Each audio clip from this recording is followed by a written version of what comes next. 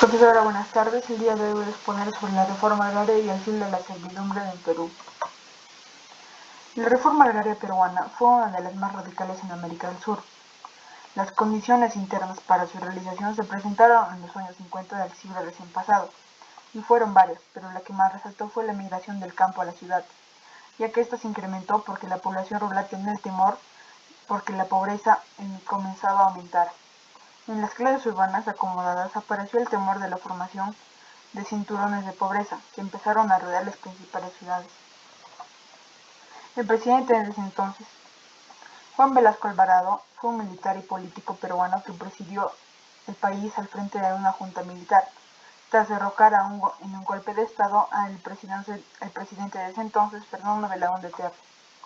La comunidad campesina de Llancho, ubicada en la provincia cusqueña de Calca, aparece como el arquetipo de esas falsas comunidades.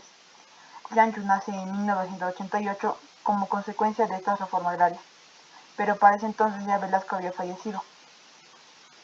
En esos 25 años, una unidad sociológicamente significativa tomó cuerpo dentro del espacio físico delimitado jurídicamente por la reforma. A pesar del poco tiempo transcurrido, constatamos el silencio que envuelve en el tema de la reforma agraria. Los más jóvenes en la comunidad ignoraron este acontecimiento, pero ellos desconocen que dentro de las tierras sobre las cuales se extiende el Llancho se encontraban anteriormente haciendas, del mismo modo que no saben que sus padres y abuelos debieron batallar para recuperar las tierras, pero forman parte de esa comunidad injustamente. ¿Cuándo comenzó la reforma agraria? La reforma agraria desarrollada por el gobierno militar de Juan Velasco Alvarado constituyó el último capítulo de un proceso que se vino desencadenando a lo largo del siglo XX. En efecto, desde inicios del siglo XX se venía planteando la necesidad de una transformación profunda de la situación económica y social del campo, generándose una nueva estructura agraria. En 1963, el gobierno de los generales Ricardo Pérez Godoy y Nicolás Lindin López promulgó la denominada Ley de las Bases para la Reforma Agraria, pero por otro lado, Fernando Belaúnde promulgó el 21 de mayo de 1964 una ley de la reforma agraria, que como característica principal tuvo que aceptar a los complejos agroindustriales azucareros y en general a la gran propiedad.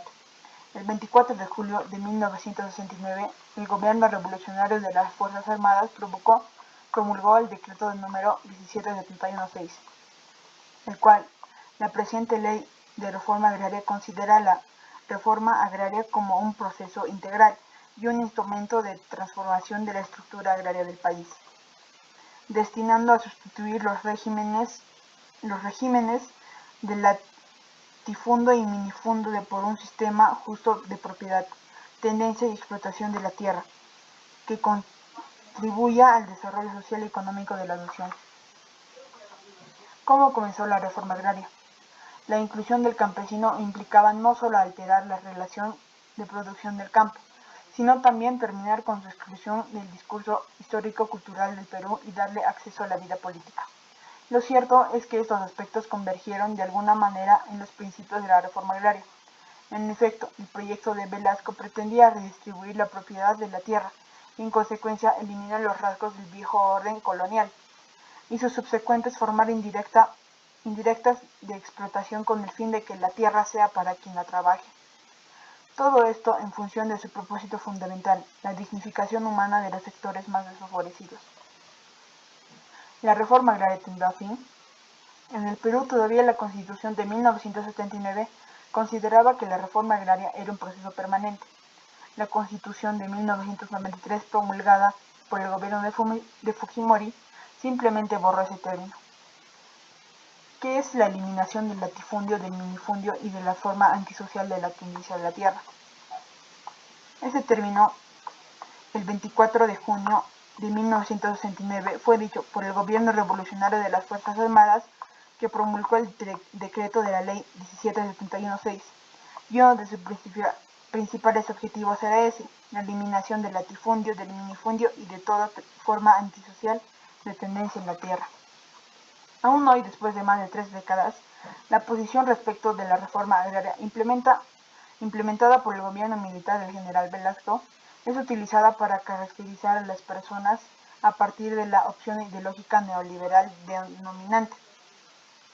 Quienes defienden la reforma agraria son ubicados en el campo como estadistas, populistas, cepalistas, antimodernizadores, y de los que tienen escasa fe en el mercado. En resumidas cuentas, se los sitúa en el campo de lo obsoleto. ¿Por qué fracasó la reforma agraria en el Perú?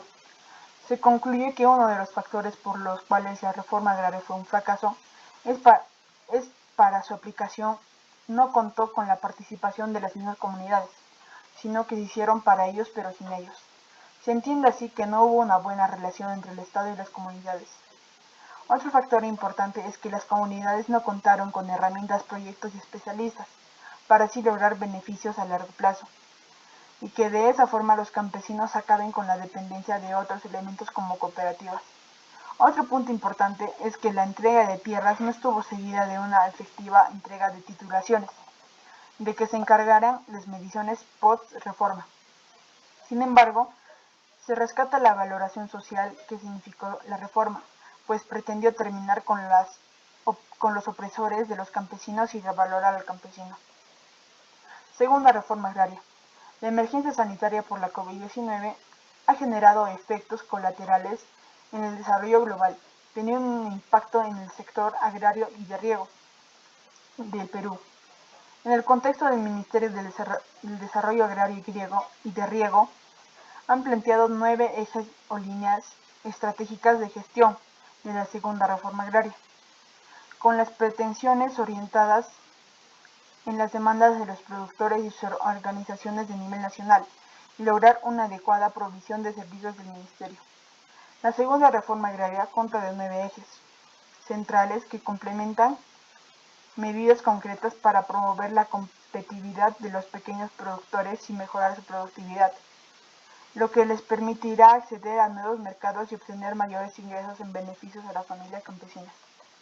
Conclusiones. La reforma agraria fue un acto de justicia que permitió el acceso directo de las tierras a un gran número de pobres rurales, pero al momento de repartir las tierras algunos campesinos no recibieron nada y se molestaron aún más porque el gobierno se olvidó de ellos. Se frenó la productividad agraria, violó los derechos básicos de la propiedad privada de los ciudadanos de todos los niveles socioeconómicos que hasta el día de hoy no se pueden solucionar. Muchas gracias.